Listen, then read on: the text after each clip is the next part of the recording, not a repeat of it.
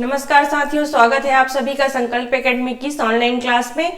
तो चलिए आज की क्लास स्टार्ट करते हैं हम पढ़ रहे थे हिंदी में, क्या पढ़ रहे थे? व्याकरण। तो व्याकरण में हमारा कौन कौन सा टॉपिक बचा है उसको हम कवर करेंगे। तो आज की क्लास में हम पढ़ेंगे उपसर्ग और प्रत्यय। तो चलिए सबसे पहले देखते हैं उपसर्ग। क्या पढ़ेंगे हम? उपसर्ग पढ़ेंगे। तो उपसर्ग क्या होते हैं? उपसर्ग क्या होते हैं? जो शब्दांश क्या करते हैं? मूल धातु मतलब धातु के पहले लगते हैं, धातु या क्रिया के पहले लगकर उसका विशेष अर्थ प्रकट करते हैं, उसे क्या कहते हैं? हम उपसर्ग कहते हैं। क्या कहते हैं? उपसर्ग कहते हैं। उपसर्ग का किसी धातु में जुड़ने से क्या होता है? नया शब्द बनता है और उसका अर्थ बदल जाता है। ठीक है, तो उपसर्ग वे शब्द हैं जो शब्दांश के पहले लगते हैं। और प्रत्यय क्या होता है? प्रत्यय पीछे लगता है, मतलब बाद में लगता है। ठीक, तो उपसर्ग कहाँ लगता है? धातु के पहले या क्रिया के पहले लगते हैं। ठीक है, तो इसकी परिभाषा हम देख लेते हैं। उपसर्ग क्या होता है? उपसर्ग क्या होता है? उपसर्ग किसे कहते हैं हम? वे शब्द जो अक्षर के किस में जुड़ते हैं? पहले जुड़ते हैं। ठीक है, उपसर्ग क्या होते हैं? उस अक्षर या अक्षर समूह को कहते हैं जो किसी शब्द के पहले जुड़कर उसके अर्थ में क्या ला देते हैं? परिवर्तन ला देते हैं। उसको क्या कहते हैं हम? उपसर्ग कहते हैं। जैसे प्र क्या है? उपसर्ग है। प्र क्या है?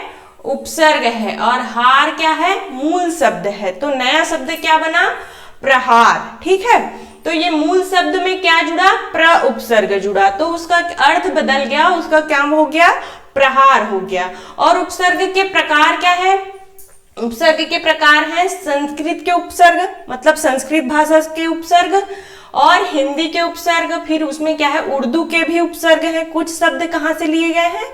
उर्दू से भी लिए गए हैं और अंग्रेजी से भी लिए गए हैं। और उपसर्ग वत अव्यय, संज्ञा, सर्वनाम और विशेषण होते हैं। ठीक है, तो उपसर्ग किसमें से आते हैं? हिंदी, संस्कृत, अंग्रेजी और उर्दू। ठीक है, और इसका अच्छे से हम इसका वर्णन देख लेते हैं। उपसर्ग वह शब्दांश होता है जो शब्द के पूर्व में लगकर, पहले लगकर शब्द के अर्थ को बदल देता है। क्या बदल देता है? शब्द के अर्थ को बदल देता है। उपसर्ग लगने से अर्थ परिवर्तन मुख्यतः दो रूपों में होता है। क्या होता है? मुख्यतः दो रूपों में होता है। पहला क्या है? पहला उपसर्ग लगने से अर्थ में विशेषता उत्पन्न होती है। क्या होती है? पहला क्या होता है? उपसर्ग लगने से अर्थ में विशेषता उत्पन्न होती है। जैसे ज्ञान से नया शब्द क्या बना? विज्ञान।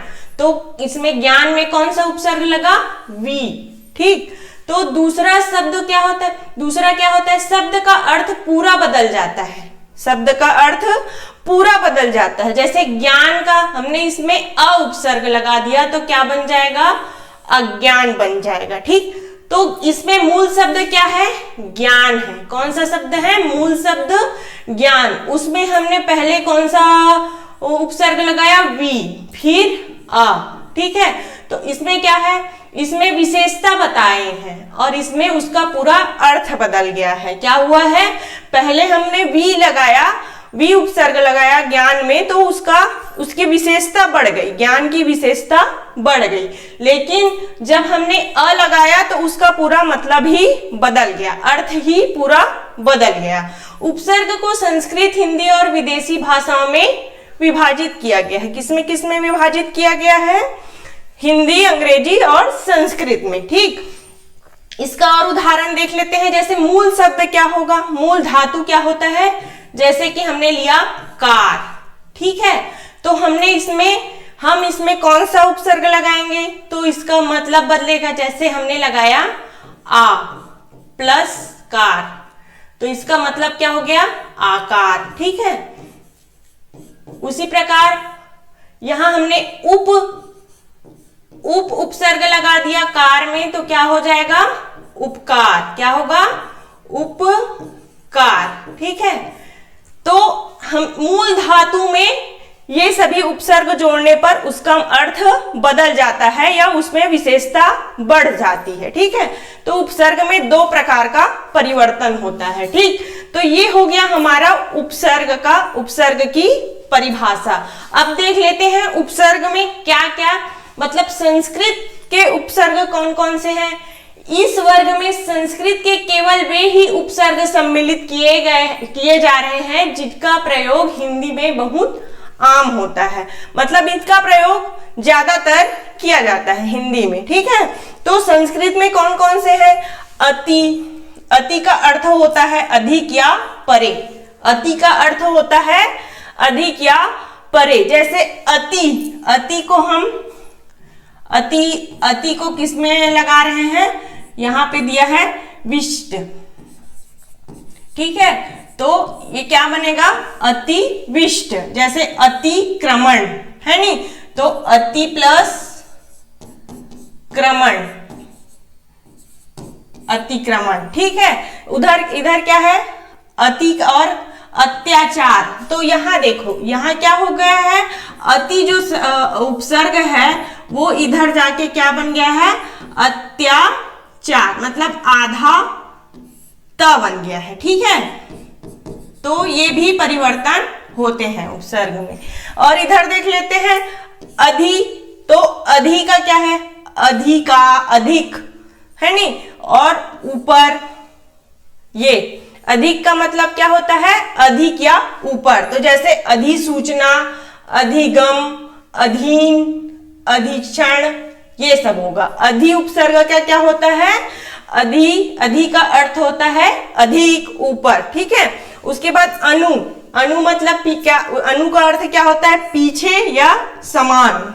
ठीक है, तो अनु उपसर्ग लगने पर अन्वेषण, अनुशासन, अनुचर, अनुगामी, ये सब। तो ये जो उपसर्ग दिए हैं ना, इनको हमको याद करना है। अति, अधि, अनु, अप, अपि, अभि, ऐसे ये हमें याद रहेंगे तभी समझ आएगा कि उपसर्ग है या इसमें कौन सा लगा है, उपसर्ग लगा है या प्रत्यय। तो ये सभी उपसर्गों को हमको याद करना पड़ेगा। अति, अधि, अनु, अप, अपि, अभि, ऐसे ये हमें याद रहना चाहिए। जैसे अप मतलब होता है बुरा या विपरीत। तो अपकार, अपमान, अपयश, अपशब्द, अपकर्ष, ये सभी। अपि मतलब होता है भी। ठीक है, ये सभी संस्कृत के हैं ना, तो अपि मतलब क्या होगा, भी। अपितु, अभिधान। ठीक है, अभि मतलब होता है सामने या पास, तो अभिमुख, अभिवादन, ये सभी। तो हम लोगों को जब उपसर्ग पहचानना है तो उसके लिए हमें ये उपसर्ग याद होने चाहिए, तभी उसका हम अर्थ निकाल सकते हैं और उपसर्ग को समझ सकते हैं। ठीक है, तो ये हो गए हमारे संस्कृत के उपसर्ग। अब देख लेते हैं इधर और है उसी में, औ, आ, उद, उप, दुर, दुस, नी, ऐसे हमको याद करना पड़ेगा। तो अ का क्या है, अ का अर्थ होता है नीचा या बुरा। तो अवनति, अवगुण, अवबोध, अवसाद, अवगत। ठीक है, तो इसमें कौन सा उपसर्ग लगा है, अ उपसर्ग लगा है। ठीक है, जैसे अ प्लस गति, अवगति है नी, अ प्लस गत, अवगत, ये सभी। जैसे आ का मतलब होता है तक या इधर। ठीक है, जैसे आक्रमण, आक्रमण। इधर क्या है, आदेश, आदेश। ठीक है, आदेश। ये तो ये अ का मतलब होता है तक या इधर, तो इसमें क्या है, आमरण, आक्रमण, आगमन, आदेश, आग्रह, अपेक्षा। ठीक है, और उद का मतलब होता है ऊपर या श्रेष्ठ। क्या होता है, उद का मतलब ऊपर या श्रेष्ठ। तो उन्नति, ठीक है, उत्कर्ष, उल्लंघन, उत्सर्ग, उज्ज्वल, ये सभी। इसमें कौन सा लगा है, उद उपसर्ग लगा है। उसके बाद उप का मतलब होता है पास या सहायक। क्या होता है, पास या सहायक। तो उपमंत्री, उपमा, उपनाम, उपदेश, उपयोग, उपवन, उपहार। ठीक है, तो इसमें क्या लगा है, उप प्लस हार, तो क्या होगा, उपहार। उप प्लस देश, उपदेश। ठीक है, तो ये हो, इसमें क्या है, उप का अर्थ होता है पास या सहायक, तो इसमें क्या लगा है, उप उपसर्ग लगा है। उसके बाद दूर, दूर का मतलब होता है कठिन या बुरा, तो जैसे दुराचार, दूर प्लस आचार। ठीक है, दूर प्लस आचार, दुराचार। दूर प्लस गुण, दुर्गुण। दूर प्लस जन, दुर्जन।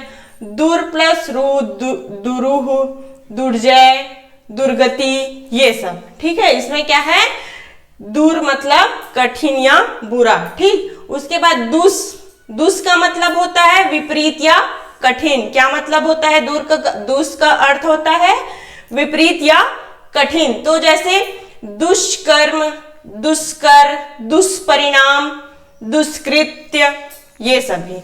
तो उसके बाद आता है नि, निषेधात्मक। नि का मतलब क्या होता है, निषेधात्मक, तो निबंध, नियोग, निपुण, नियम।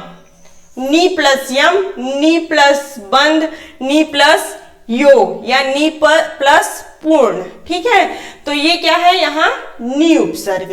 तो ये हमने देखे कुछ उपसर्ग, ये कौन, किसमें, किसके अंतर्गत है, संस्कृत भाषा के अंतर्गत। किसके अंतर्गत, संस्कृत भाषा के। उसके बाद क्या है, हिंदी भाषा के उपसर्ग। कौन सी भाषा के उपसर्ग, हिंदी भाषा के, जैसे अ, अन, अध, उ, उन, क, कु, स, सु। ठीक है, ये क्या, कौन से उपसर्ग हैं, हिंदी भाषा के। तो अ का मतलब होता है नहीं, अ का अर्थ क्या होता है, नहीं। अन का बिना, अध का आधा, उ का ऊंचा, उन का एक या कम, और क या कु मतलब बुरा या कठिन, स, सु मतलब अच्छा। ठीक, तो जैसे अ से अ का उदाहरण क्या होगा, इसमें कौन सा उपसर्ग लगा है, अलग, अचेत, अटल, अकाज। जैसे अकाज का देख लेते हैं हम, अ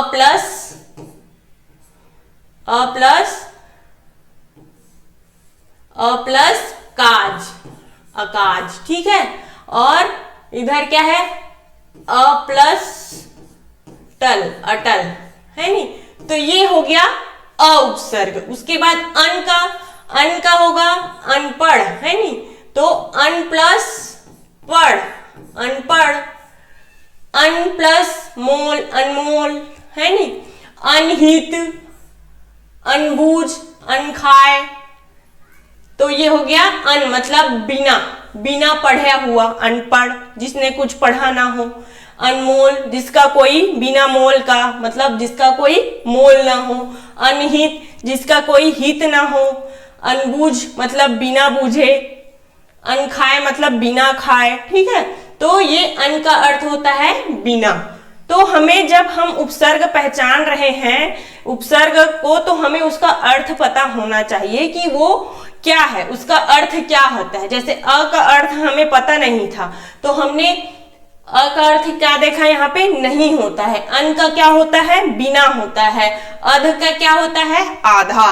तो अध को अध कचरा, अध पका, अध सीजा, अध नंगा। ठीक है, मतलब आधा, इसमें क्या है, अध पका मतलब आधा पका हुआ, मतलब वो कच्चा है, आधा पका और आधा कच्चा है। ठीक है, तो अध का मतलब हुआ यहाँ पे आधा। उसी प्रकार देख लेते हैं ऊ का क्या मतलब होता है, ऊंचा, उचक्का, उखाड़ना, उतावला, उछालना, उजाड़ना। ठीक है, ऊ का मतलब होता है ऊंचा। उसी प्रकार उन का देख लेते हैं, तो उन का क्या मतलब होता है, एक या कम। तो 19, 29, 49, 69, ठीक है। तो इसमें कौन सा लगा है, ये सभी संख्या शब्दों में क्या लगा है, कौन सा उपसर्ग लगा है, उन उपसर्ग लगा है, ठीक है। और इधर देखते हैं क या कु, तो बुरा और कठिन, कपूत, कुठौर, कुढंग, कुटेव, ठीक। तो इसमें कौन सा लगा है, क लगा है इसमें, और इसमें कु लगा है, ठीक है, इसमें कु लगा है, और इसमें भी कु लगा है, ठीक है। और इधर है स या सु, मतलब अच्छा होता है, उसका अर्थ क्या होता है, अच्छा। तो सपूत मतलब अच्छा पुत्र, सुजान मतलब अच्छा व्यक्ति, सुडौल मतलब सुंदर। तो इसमें क्या लगा है, स प्लस पूत, सपूत, ठीक है। सु प्लस डॉल, सुडौल, सुडौल, ठीक। तो ये हो गया हमारा हिंदी का। और आगे देखते हैं कि इसमें क्या क्या है। और हिंदी में इधर और है क कु, ये हो गया ये वाला। फिर आता है बिन, बिन, बिन मतलब निषेध या अभाव। तो बिन खाए, बिन व्याहा, बिन सोचा, बिन जाने, है नी, मतलब अभाव हो रहा है। यहाँ पे बिन शब्द से क्या है, अभाव या निषेध का प्रकट कर रहे हैं, ठीक। तो बिन, बिन प्लस खाए, बिन प्लस खाए, खाया, ठीक है। बिन प्लस खाया, बिन खाया। बिन प्लस सोचा, बिन सोचा। बिन प्लस सोचा, बिन सोचा, ये। उसके बाद भर, भर मतलब पूरा, क्या होता है, भर मतलब पूरा। तो भर पेट, मैंने मतलब पूरा पेट भर के खाया। भरपूर मतलब पूरा है, भरपूर है, कोई भी चीज क्या है, भरपूर है। भसक, भरसक, भरमार, है नी। तो इसमें अधिकता बताई गई है, पूरा मतलब अधिकता, ठीक है। तो जैसे भर प्लस पेट, भर पेट, भर प्लस पूर, भरपूर, ये। उसके बाद ती मतलब क्या होता है, तीन। ती मतलब क्या होता है, तीन। तिराहा, तिकोना, तिपाही, तिमाही, तिरंगा। ती का मतलब क्या होता है, तीन होता है। तो ये हमें आसानी से पता चल जा रहा है कि ती है तो तीन होगा। जैसे ती प्लस राहा तो तिराहा हो गया। ती प्लस राहा, तिराहा। ती प्लस कोना, तिकोना, मतलब यहां संख्या बताई जा रही है किसकी, तीन की। उसके बाद चौ मतलब चार, तो इसी प्रकार क्या होगा, चौपाया, चौखट, चौराहा, चौपट, चौतरफा, ठीक है। इसमें तीन और ये चार। ती का मतलब तीन, चौ का मतलब चार। उसके बाद आता है दू, दू मतलब दो। दुरंगा, दुगुना, दुमठ, दू धारू, ठीक है। दुभांत, है नी। तो ये दू का मतलब क्या है, दो हो गया। उसके बाद पर मतलब दूसरा, पर मतलब क्या हो गया, दूसरा। तो पर कारज, पर सुख, पर दुख मतलब दूसरे का दुख, पर हित मतलब दूसरे का हित, पर पोता मतलब मेरे पोते का पोता, तो उसको क्या बोलेंगे, पर पोता। तो इसमें पर का अर्थ है दूसरा, मतलब दूसरे का काम। पर काज मतलब दूसरे का काम। जब हम उपसर्ग लगाते हैं तो हमें जो उपसर्ग लगा है उसका अर्थ भी पता रहना चाहिए, और उसमें जो धातु है जो कि उपसर्ग के साथ जुड़ रहा है, कि वो क्रिया है क्या है, उसको हमें समझना है। तभी वह उपसर्ग हमें समझ आएगा कि वो कौन सा उपसर्ग लगा है इसमें, कि प्रत्यय लगा है, ठीक। तो ये हो गया पर मतलब दूसरा। तो ये हो गया हमारा हिंदी का उपसर्ग। उसके बाद देखेंगे विदेशी भाषाओं के उपसर्ग। क्या देखेंगे हम, विदेशी भाषाओं के उपसर्ग। विदेशी मतलब अंग्रेजी भाषा, ठीक है। तो अंग्रेजी भाषा का उपसर्ग क्या होगा, अल, एन, कम, खुश, बद, बर, बिल, हम, हर, ये सभी क्या है, विदेशी भाषा मतलब अंग्रेजी भाषा के उपसर्ग, ठीक है। तो अल मतलब होता है निश्चित, तो अलविदा, ठीक है। अलबेला, अलहद, अलहाद, अलहदा, ठीक है। अलमस्त, तो ये हो गया अल, कौन सा उपसर्ग हो गया, ये अंग्रेजी भाषा विदेशी भाषा का उपसर्ग हो गया। तो अल का मतलब होता है निश्चित, अल का मतलब क्या होगा, निश्चित होगा, ठीक है। उसके बाद है एन, एन मतलब होता है ठीक, एन मतलब होता है ठीक, तो एन मौका मतलब ठीक मौका, एन वक्त है नी, एन वक्त ऐसा बोलते तो ठीक समय, एन आदमी, ठीक है। तो ये सभी क्या है, ठीक, एन मतलब होता है ठीक, एन मौका, एन मौका, एन वक्त, एन आदमी। तो ये हो गया हमारा अंग्रेजी भाषा विदेशी भाषा का उपसर्ग। कम मतलब न्यून, कम मतलब न्यून, कम अकल मतलब थोड़ी बुद्धि, कमजोर मतलब उसके वो क्या है, बहुत कमजोर है, कम वक्त, ठीक है। तो ये सभी क्या है, कम मतलब न्यून मतलब छोटा या कम, ये बोल सकते हैं। खुश मतलब अच्छा, तो खुशहाल, खुशकिस्मत, खुशबू, ठीक है। खुश मतलब अच्छा, तो अच्छा उसका हाल क्या है, अच्छा है। खुशकिस्मत, उसकी किस्मत क्या है, अच्छी है। खुशबू मतलब अच्छी सुगंध आ रही है, ठीक है। तो ये हो गया खुश का अर्थ अच्छा। बद मतलब बुरा या पर, बद मतलब बुरा या पर, तो बदनाम मतलब उसका बुरा नाम है या उसका नाम बदनाम हो गया, ठीक है। बद मिजाज मतलब उसका मिजाज बहुत बुरा है। उसके बाद क्या है, बदवास, बद चलन, ठीक है। बर मतलब ऊपर या बाहर, बर मतलब ऊपर या बाहर। बर्दाश्त, बर वक्त, बर्बाद, ठीक है, इसमें क्या आएगा, बाहर, ठीक है। बर वक्त मतलब बाहर, ठीक है। और बर्बाद मतलब उसने बर्बाद कर दिया, ऐसा बोल सकते हैं, ठीक। बिल मतलब से, साथ या लिए, तो बिल्कुल, बिल फर्ज, बिल इरादा, बिल मुक्ता, ठीक। तो कई जगहों पे हम पूरा ल लिखेंगे और कई जगहों पे क्या रहता है, आधा ल रहता है, ठीक है। मतलब इसका अर्थ क्या होता है, बिल का लिए होता है या से साथ, ठीक। और हम मतलब समान, हम सफर, हम राह, हम दम, हम जोली, ठीक है। मतलब मेरे समान है वो, ऐसा बोल सकते हैं। हम जोली मतलब मेरे ही उम्र का, मेरे ही समान उम्र का है, इसलिए उसको क्या बोलेंगे, हम जोली बोलेंगे। और मेरे साथ सफर कर रहा है तो हम सफर हो गया, है नी। और फिर देखते हैं हर मतलब क्या होता है, प्रत्येक, हर मतलब क्या होता है, प्रत्येक। हाजत, हर रोज, हर घड़ी, हर बार, हर कोई, ठीक है। तो प्रत्येक, हर का मतलब होता है प्रत्येक, ठीक है।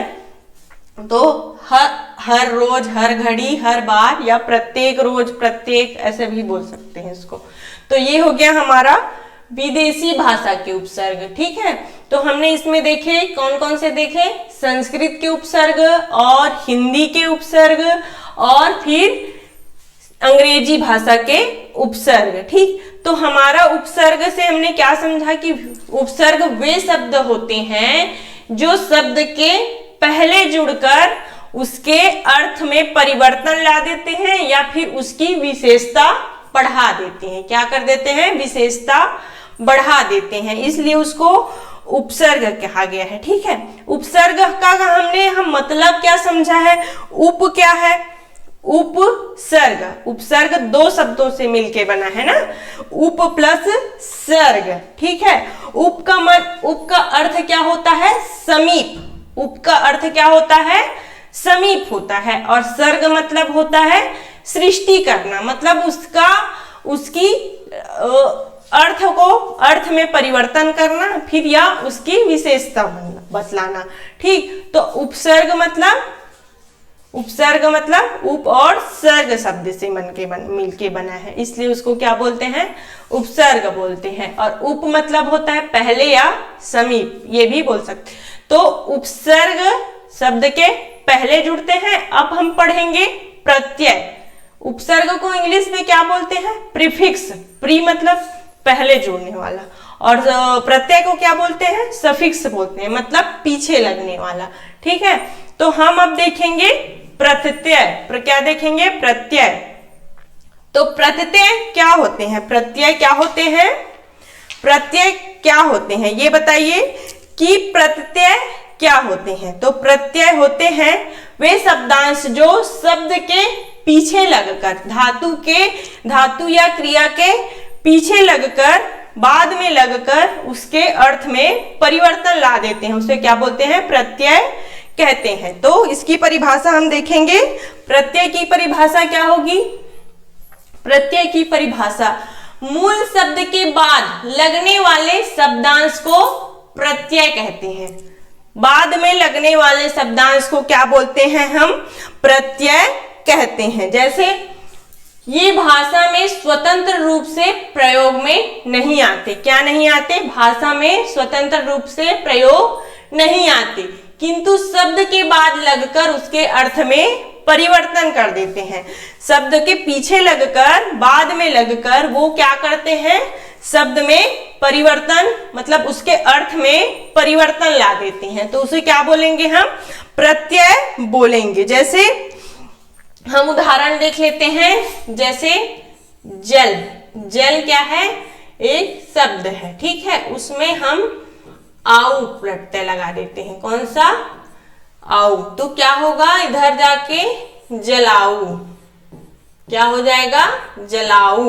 ठीक, तो ये क्या हो गया, इसमें कौन सा प्रत्यय लगा है, जो मूल धातु क्या है इसमें, जल, उसमें कौन सा प्रत्यय लगा दिया हमने, आऊ। तो क्या बन गया, जलाऊ। क्या बन गया, जलाऊ। उसी प्रकार एक और उदाहरण देख लेते हैं, बेल प्लस अन, बेलन। ठीक है, बेल प्लस अन क्या होगा, बेलन।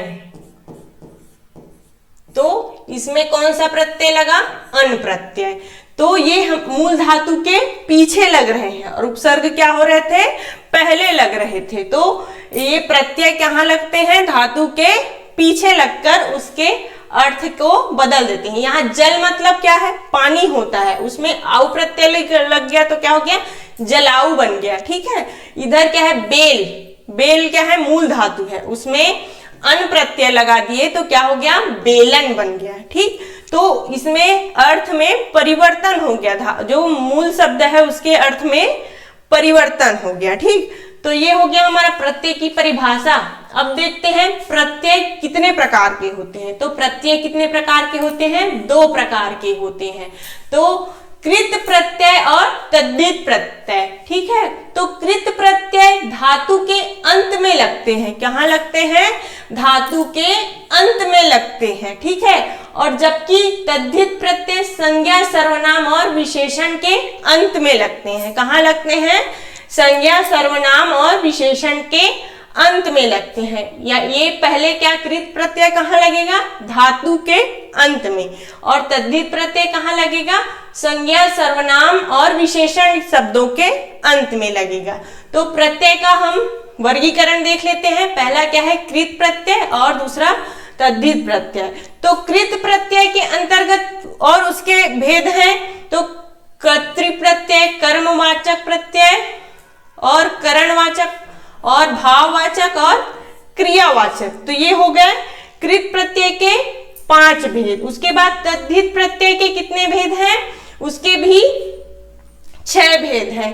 कर्तृवाचक प्रत्यय, भाववाचक प्रत्यय, संबंध गुणवाचक, अपत्यवाचक, उन्नतावाचक, स्त्रीवाचक। ठीक, तो कृत प्रत्यय के कितने हैं, 5 भेद हैं, और तद्धित प्रत्यय के कितने भेद हैं, 6 भेद हैं। तो उसको हम डिटेल में आगे पढ़ते हैं।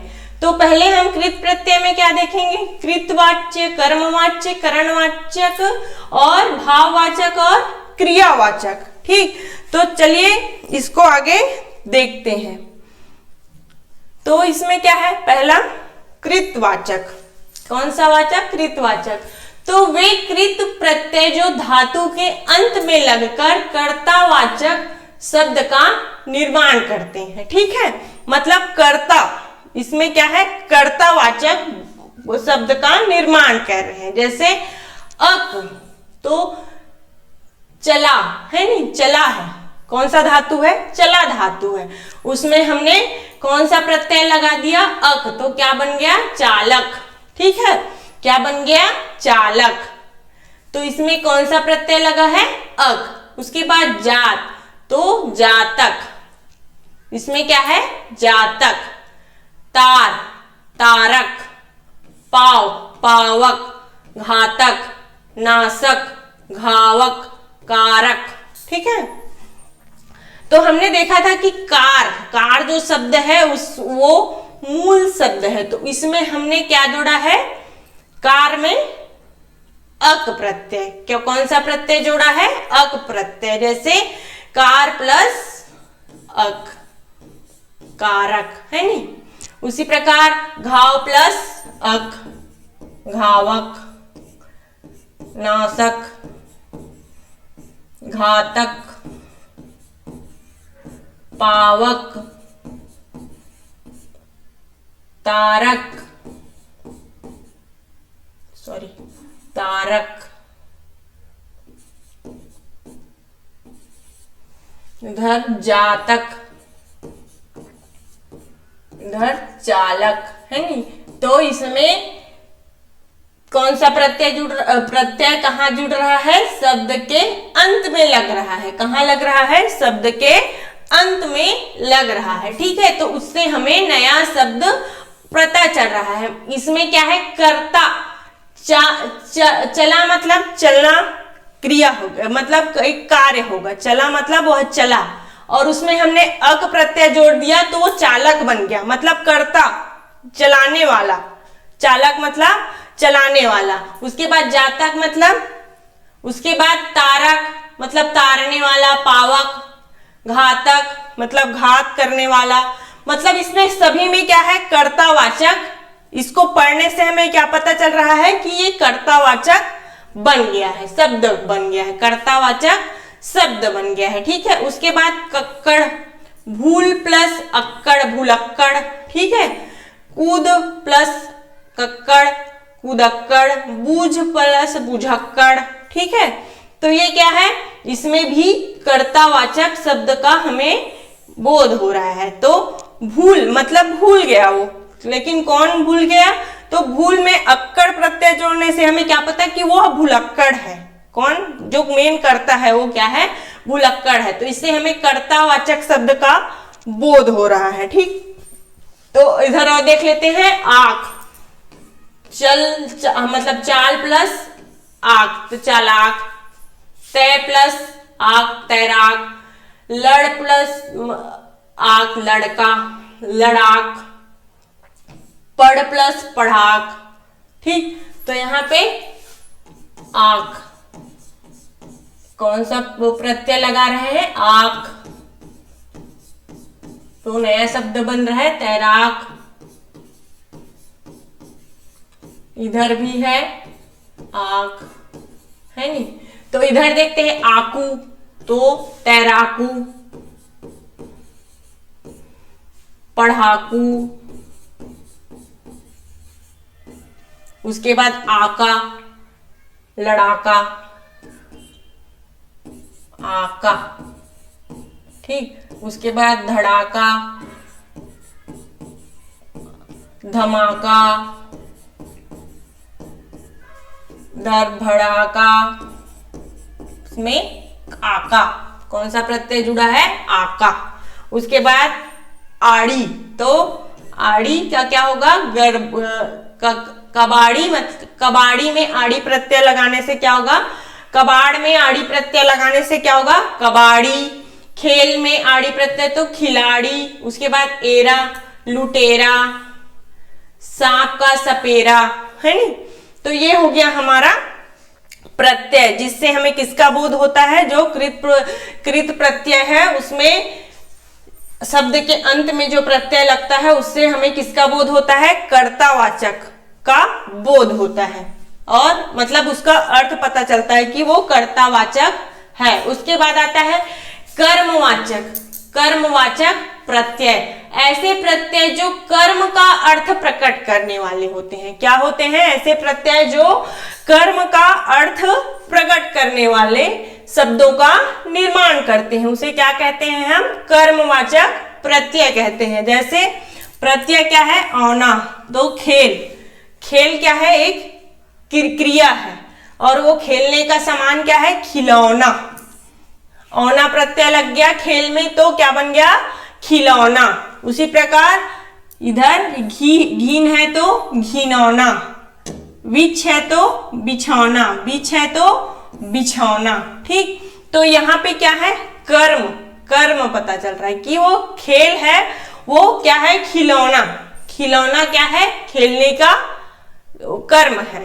ठीक, और ना, तो ना और मूल धातु क्या है, गा, तो गाना, दा का दाना, ओढ़ का ओढ़ना, है नी। तो इसमें क्या, कौन सा प्रत्यय लगा है, ना प्रत्यय लगा है। ठीक, जैसे द प्लस ना, द प्लस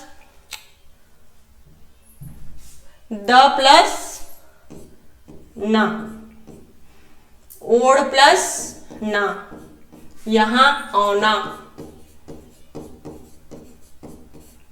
यहां भी औना,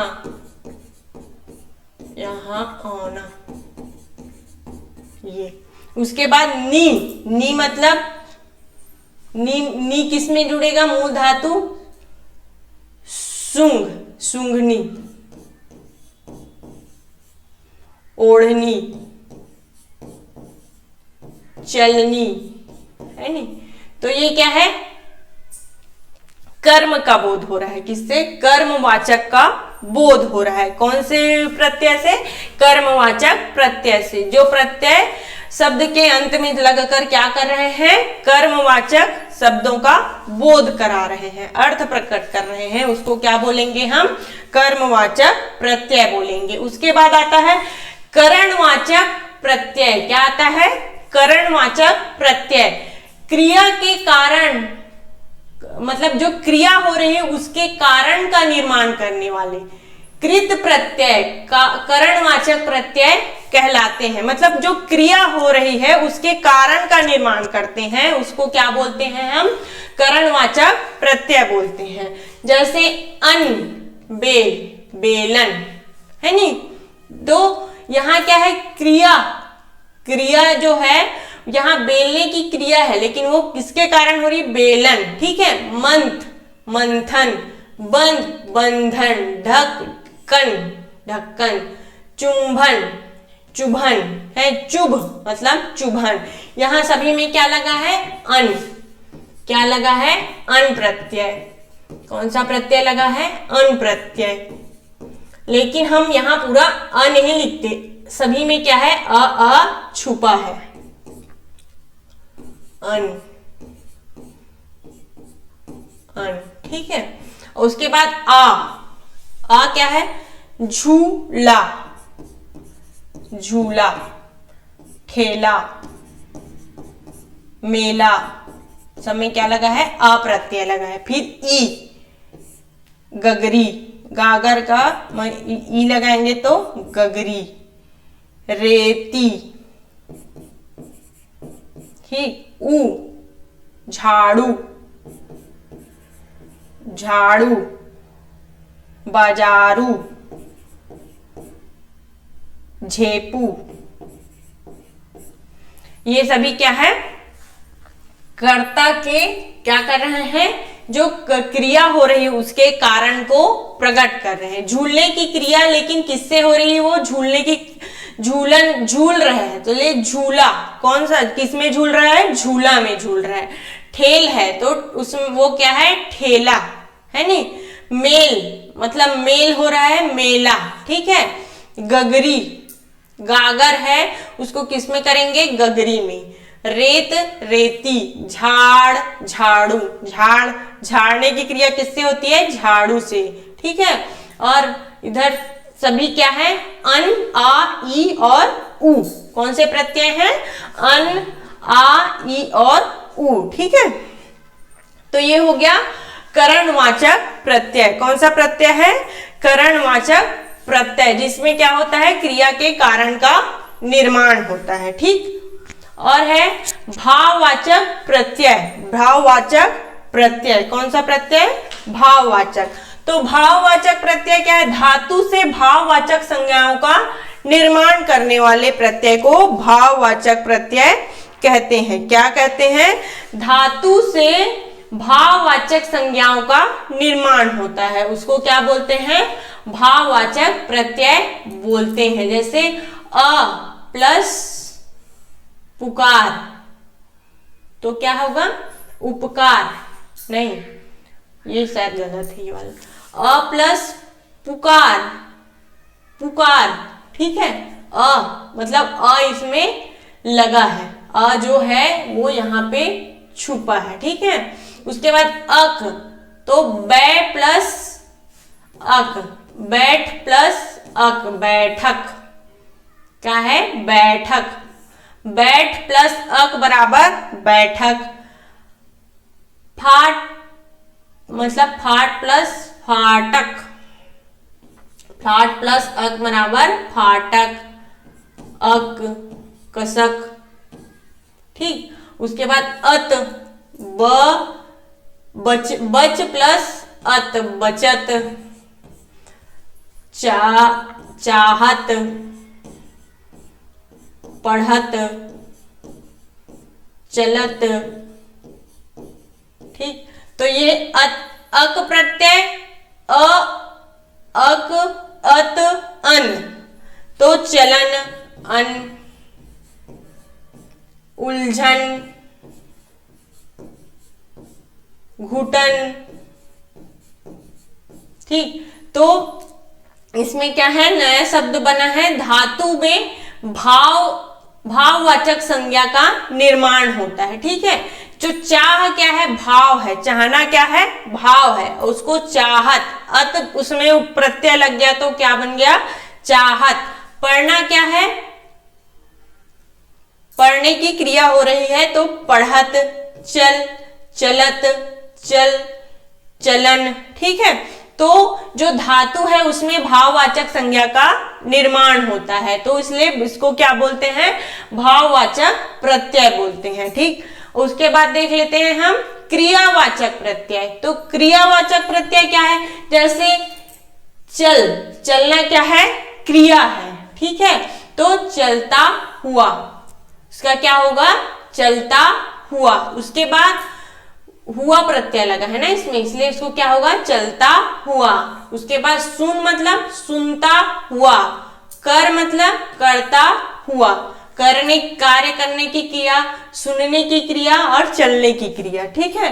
तो ये हो गया क्रियावाचक प्रत्यय। उसके बाद देखते हैं हम तद्धित प्रत्यय। कौन सा प्रत्यय होगा, तद्धित प्रत्यय। तद्धित प्रत्यय में क्या है, कृतवाचक प्रत्यय, भाववाचक, गुणवाचक, आपत्यवाचक, उन्नतावाचक और स्त्रीवाचक, ठीक। तो इसमें क्या है, 6 भेद है। इसके कितने भेद हैं, 6 भेद हैं, जिसमें हम पढ़ेंगे, ये सभी को आगे देखेंगे। तो क्या है, इसका देख लेते हैं। पहला कृतवाचक प्रत्यय। तो इसमें क्या है, कृतवाचक प्रत्यय में क्या है, संज्ञा सर्वनाम विशेषण शब्द के अंत में लगकर कर्तावाचक शब्द का निर्माण करते हैं। इसमें क्या होता है, संज्ञा सर्वनाम विशेषण शब्द के अंत में लगते हैं और कर्तावाचक शब्द का निर्माण करते हैं, उसको क्या बोलते हैं, कृतवाचक तद्धित प्रत्यय बोलेंगे, ठीक है। तो जैसे आर, लोहार, है नी, तो यहाँ आर कहाँ लगा है, यहां लगा है, कहाँ लग गया है, लोहार, ठीक है। कह, हार, गंवार, है नी, तो यहाँ नहीं लग रहा है, ये यहाँ लग रहा है, बीच में लग रहा है। कहाँ लग रहा है? बीच में लग रहा है, जो संज्ञा सर्वनाम और विशेषण शब्दों के बाद लग रहा है। सुथार है नी, तो यहाँ क्या है? आर प्रत्यय, यहाँ भी R plus R plus R, ये। उसके बाद या, मुखिया है नी, मुखिया, तो यहां लग रहा है ये। या के यहां से मात्रा, ई की मात्रा कहाँ लग जा रही है? बीच में लग जा रही है, इधर या में नहीं लग रही है, ठीक है। उसके बाद रशिया, मुख का मुखिया और रस का रशिया, या, ये प्लस या, ठीक। उसके बाद उआ, मछुआ, उआ प्रत्यय, उआ, कठुआ, ये। और दार, मालदार, हिस्सादार। उसके बाद वान, गुणवान, कोचवान, धनवान, ये सभी आएगा। तो ये क्या है? कृतवाचक प्रत्यय कहाँ लगते हैं? संज्ञा सर्वनाम और विशेषण शब्दों के अंत में लगते हैं और कर्तावाचक शब्द का निर्माण करते हैं। तो ये कौन से प्रत्यय कहलाते हैं? तद्धितांत, ठीक है। अब देखते हैं नेक्स्ट, भाववाचक प्रत्यय। तो भाववाचक प्रत्यय क्या है? संज्ञा सर्वनाम और विशेषण शब्दों के अंत में जुड़कर भाववाचक संज्ञा का निर्माण करते हैं। किसका निर्माण करते हैं? भाववाचक संज्ञा का निर्माण करते हैं। जैसे इधर देखते हैं, अंतर, अंतर, मतांतर, ठीक है। मत शब्द में अंतर को जोड़े तो मतांतर। तो ये भाववाचक संज्ञा का निर्माण हो रहा है। क्या हो रहा है? इसमें अंतर शब्द, मतलब अंतर जो प्रत्यय है वो मत मूल शब्द के साथ जुड़कर भाववाचक शब्द मतांतर का निर्माण कर रहे हैं। जैसे रूप, रूपांतर, मध्य, मध्यांतर, ठीक। तो इसमें क्या है? अंतर। कौन सा प्रत्यय जुड़ रहा है? अंतर प्रत्यय जुड़ रहा है। तो उसका नया शब्द भाववाचक संज्ञा क्या बन रही है? मध्य, मतांतर, रूपांतर और मध्यांतर, ठीक है। अंतर प्रत्यय लगने से। उसके बाद आओ, तो भुलाओ, यहां क्या है? आओ, भुलाओ, दिखाओ, दिखाओ, बुलाओ, ठीक है। आन, चौड़ा, चौड़ान, लंबान, आन लग रहा है यहाँ पे। और आयत, बहुत, बहुतायत, पंचायत, टिकायत, आयत। कौन सा प्रत्यय लग रहा है यहाँ पे? आयत। उसके बाद त्व, गुरुत्व। कौन सा प्रत्यय है? त्व प्रत्यय। त्व प्रत्यय कैसे जुड़ेगा? ऐसे, त्व, गुरुत्व, नेतृत्व, ये। इधर क्या है? आन, इधर आयत, ये सभी, ठीक है।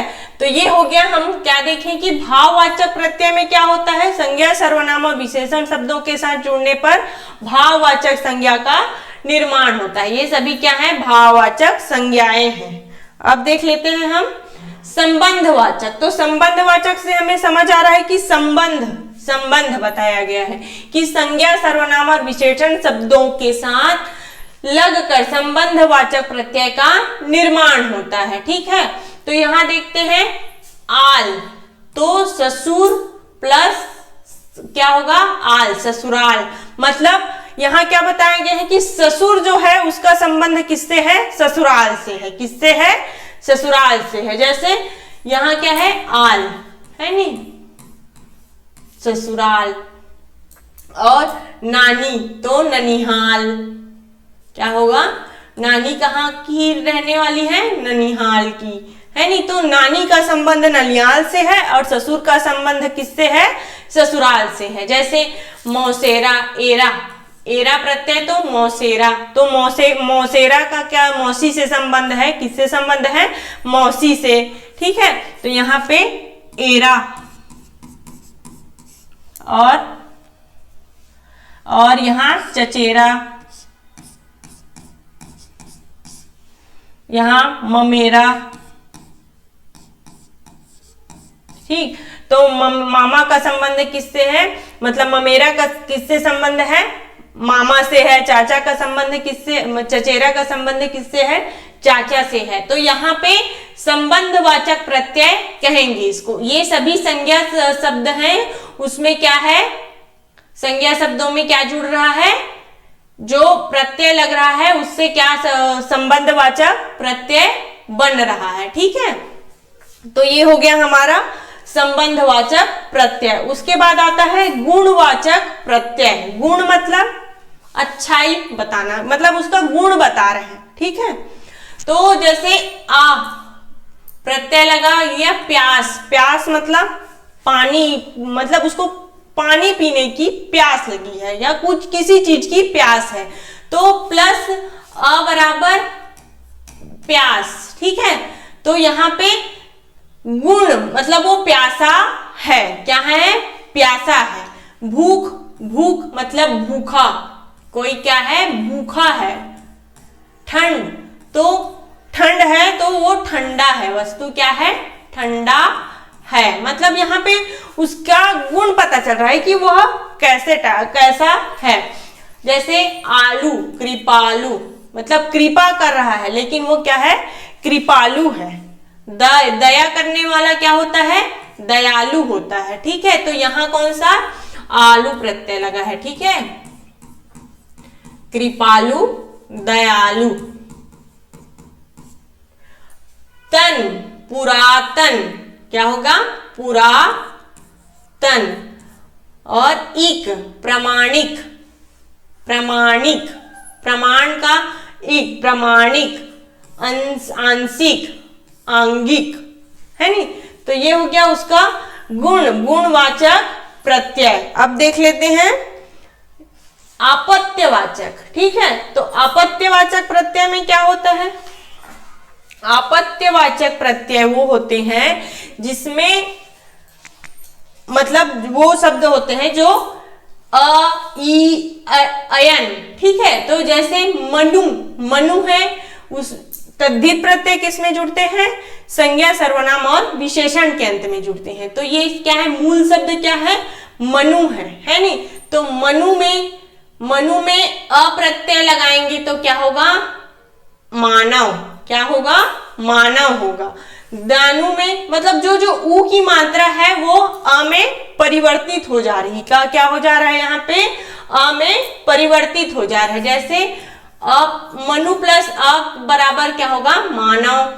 दनु प्लस अ बराबर दानव, है नी। तो जो ऊ की मात्रा है वो यहाँ पे क्या हो जा रही है, हट जा रही है। रघु का प्लस राघव, रघु प्लस अ बराबर राघव।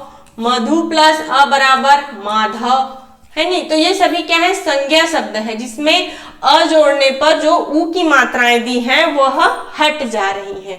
उसके बाद ई, तो दशरथ का क्या होगा, दशरथी। मरुत का मारुति, है नी। तो ये क्या है, ई वाला है। उसके बाद अयन, राम का रामायण। नारा का नारायण, यहां क्या लग रहा है, अयन, अयन। ठीक, तो ये हो गया आपत्यवाचक। उसके बाद देख लेते हैं हम उन्नतावाचक। उन्नतावाचक क्या है, वे प्रत्यय जो लघुता सूचक, मतलब लघुता सूचक शब्दों का निर्माण करते हैं, उसको क्या बोलते हैं, हम उन्नतावाचक प्रत्यय बोलते हैं। जैसे इया, तो लाठी, लठिया। ठीक है, बेटी, बिटिया। खाट, खटिया। उसके बाद ओला प्लस खाट, खटोला, बतोला। तो यहां क्या है, इसमें क्या लगा है, इया प्रत्यय। कौन सा प्रत्यय लगा है, इया पर प्रत्यय, और यहाँ ओला प्रत्यय। ठीक, तो हमें ये उपसर्ग के साथ साथ कौन कौन से प्रत्यय होते हैं उसको भी याद करना जरूरी है, तभी यह प्रत्यय हमें मतलब पहचानने में आसानी होगी। और वो कौन सा है, कृदंत है या तद्धित है, इसको भी समझना जरूरी है। तो हमने देखा तद्धित कहाँ जुड़ते हैं, संज्ञा सर्वनाम और विशेषण शब्दों के अंत में जुड़ते हैं, और कृत प्रत्यय कहाँ जुड़ते हैं, धातु के अंत में जुड़ते हैं, मूल शब्द के अंत में जुड़ते हैं। तो ओला का क्या होगा, खटोला, खटोला। ठीक, तो ये हो गया उन्नतावाचक प्रत्यय। अब देखते हैं स्त्रीवाचक प्रत्यय। स्त्रीवाचक मतलब स्त्रीलिंग से संबंधित। तो स्त्री, वे प्रत्यय जो स्त्रीलिंग का बोध कराते हैं उसको क्या बोलते हैं, हम स्त्रीवाचक प्रत्यय कहते हैं। जैसे क्या है, मूल प्रत्यय क्या है, अ, मूल शब्द क्या है, प्रिय, तो प्रिया कहाँ जुड़ गया, प्रिय में आ प्रत्यय जुड़ गया तो प्रिया। तो ये हमें प्रिया शब्द किसका बोध करा रही है, स्त्री जाति का बोध करा रही। मतलब इसमें प्रिया शब्द कौन सा लिंग का है, स्त्रीलिंग का है। उसके बाद सुत, सुता, ये भी कौन सा शब्द है, स्त्रीलिंग शब्द है। छात्र, छात्रा, ये भी क्या है, स्त्रीलिंग है। तो सभी में कौन सा प्रत्यय लगा है, आ प्रत्यय लगा है। और ये कौन सा शब्द का निर्माण कर रहे हैं, स्त्रीलिंग शब्द का निर्माण कर रहे हैं। जैसे आनी, देवर प्लस आनी मतलब देवरानी, है नहीं, तो ये पुल्लिंग है लेकिन उसमें आनी प्रत्यय लगा दिए तो वो क्या बन गया, देवरानी। नौकर शब्द क्या है, पुल्लिंग शब्द है, तो उसमें आनी प्रत्यय लगने पर क्या बन जाएगा, नौकरानी। सेठ का, सेठ क्या है, पुल्लिंग शब्द है, उसमें क्या है, वो आनी प्रत्यय जोड़ दिए तो क्या बन जाएगा, सेठानी। उसके बाद ई क्या है, देव शब्द क्या है, पुल्लिंग शब्द है, उसमें ई प्रत्यय जोड़ने पर क्या होगा, देवी, जो क्या बन जाएगा, स्त्रीलिंग। ठीक है, इधर ई प्रत्यय जोड़ेंगे तो देवी हो जाएगा। देव प्लस ई बराबर देवी। बेटा प्लस ई बराबर बेटी। काका प्लस ई बराबर काकी।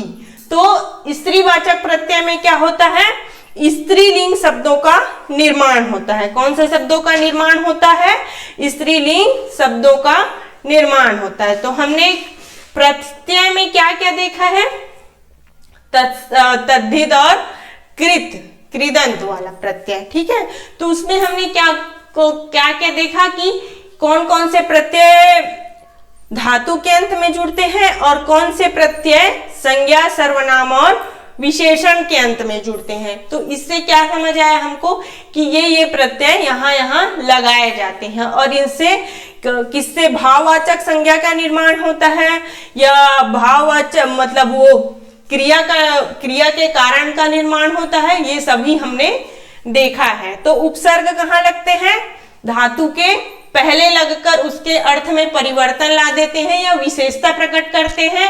और प्रत्यय क्या होते हैं, प्रत्यय धातु के अंत में लगकर उसके अर्थ को परिवर्तित कर देते हैं, तो उसको क्या बोलते हैं, प्रत्यय कहते हैं। ठीक है, तो हमारी आज की क्लास यहीं पे समाप्त नहीं करेंगे हम, क्योंकि इसमें हम देखेंगे संस्कृत प्रत्यय। संस्कृत प्रत्यय देखेंगे और उसमें विदेशी भाषा से जो प्रत्यय लिए गए हैं उसको भी देखेंगे। ठीक है, थोड़ी देर और अभी हमारी क्लास अभी चलेगी, तो देखते हैं संस्कृत प्रत्यय।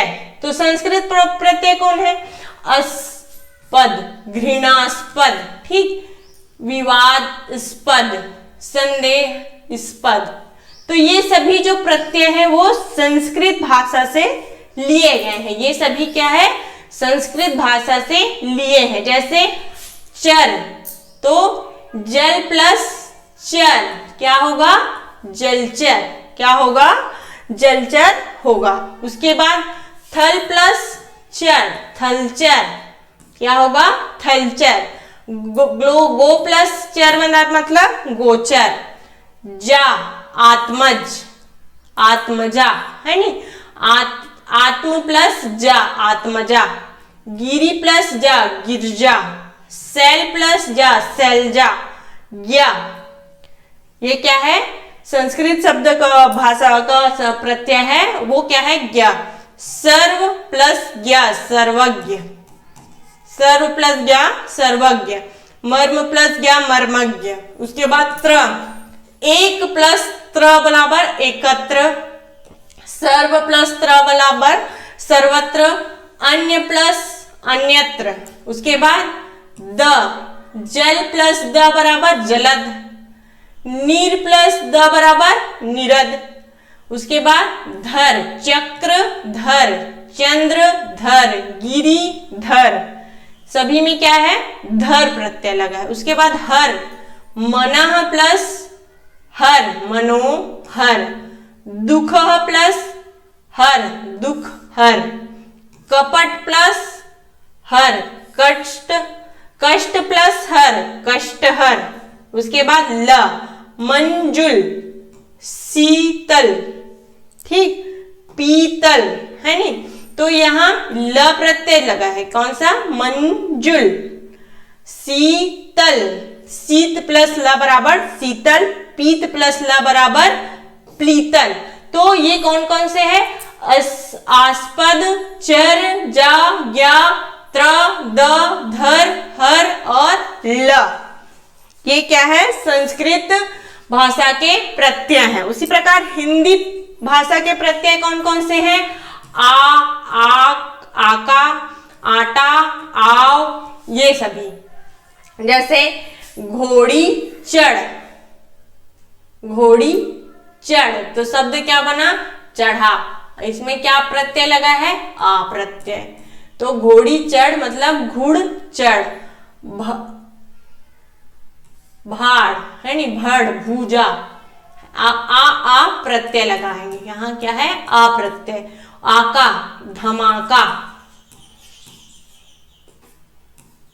धमाका, भड़ाका, फटाका, आका प्रत्यय। ये है हिंदी भाषा के आ, आका, आटा, आओ। ऐसो इसको याद करना है, आ, आका, आटा, आओ, हिंदी भाषा के हो गए। जैसे सन्नाटा, झपाटा, भत्राटा, है नी, आटा प्रत्यय। कौन सा प्रत्यय, आटा प्रत्यय, आटा। सन्नाटा, झपाटा, भत्राटा, भत्राटा। उसके बाद आओ, अलग प्लस आओ, अलगाव, अलग प्लस आओ बराबर अलगाव, झुक प्लस आओ बराबर झुकाव, हव प्लस आओ बराबर बहाव, भर प्लस आओ बराबर भराव। ठीक है, तो ये हो गए संस्कृत हिंदी प्रत्यय, सॉरी हिंदी प्रत्यय। हमने पहले देखा संस्कृत, अब ये है हिंदी भाषा के प्रत्यय। उसके बाद अरबी और फारसी भाषा से भी कुछ प्रत्यय लिए गए हैं। तो उसमें क्या है, आ, आन, इस, कार, खोर। ठीक है, तो ये सभी क्या है, अरबी भाषा, अरबी फारसी भाषा के प्रत्यय हैं जो अरबी और फारसी भाषा से लिए गए हैं। जैसे खर्च प्लस आ बराबर खर्चा, खर्च प्लस आ बराबर खर्चा, खराब, खराबा। ठीक है, खराब का क्या होगा, खराबा। उसके बाद आक, आन का क्या होगा, मर्द प्लस आना, मर्दाना।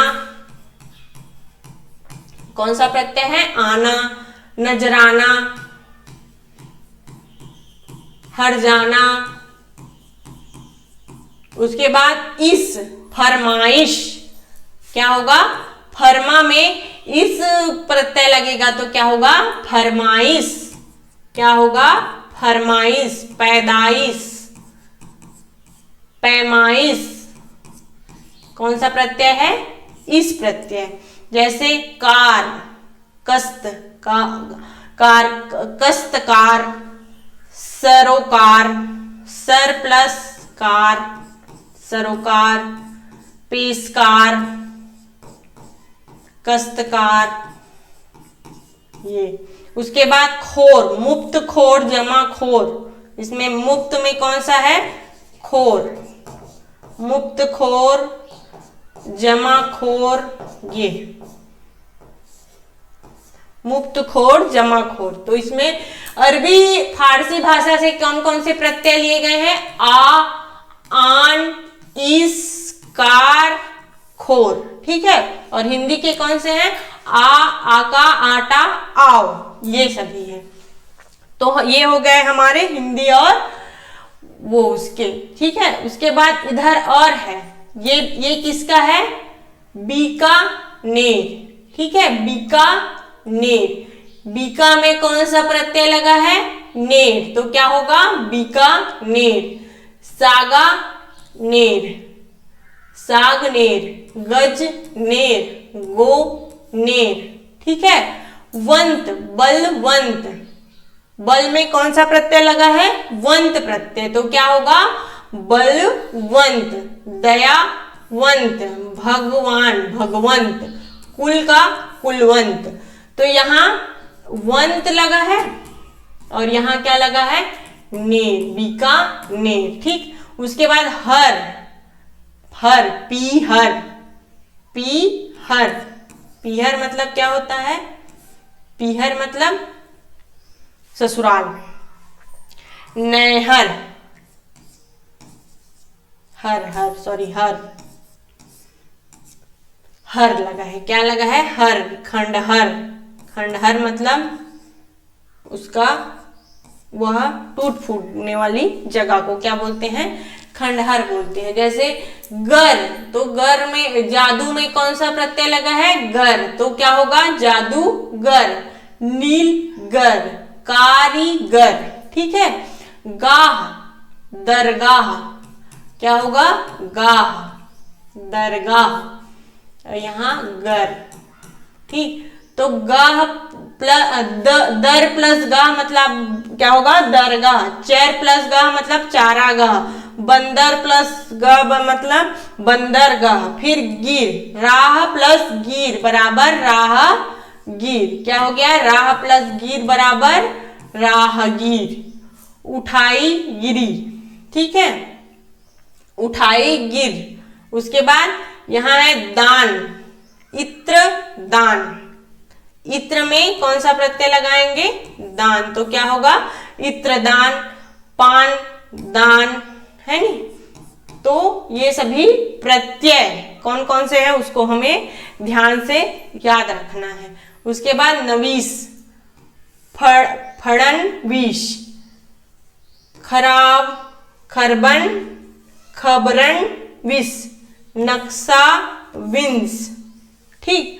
तो ये हो गए हमारे उपसर्ग, वो हो गए प्रत्यय हो गए। कौन कौन से हैं वो? हिंदी और अरबी भाषा के प्रत्यय, और हमने देखे संस्कृत भाषा के प्रत्यय। तो ये हमारी आज की प्रत्यय की क्लास कंप्लीट होती है, जिसमें हमने क्या क्या पढ़ा कि प्रत्यय कहाँ लगते हैं और उपसर्ग कैसे लगाए जाते हैं और उन्हें हम कैसे पहचान सकते हैं, ठीक है। तो आज की हमारी क्लास यहीं पे समाप्त होती है। आशा करती हूँ कि आप लोगों को आज की क्लास समझ आई होगी। तो आज की क्लास के लिए धन्यवाद।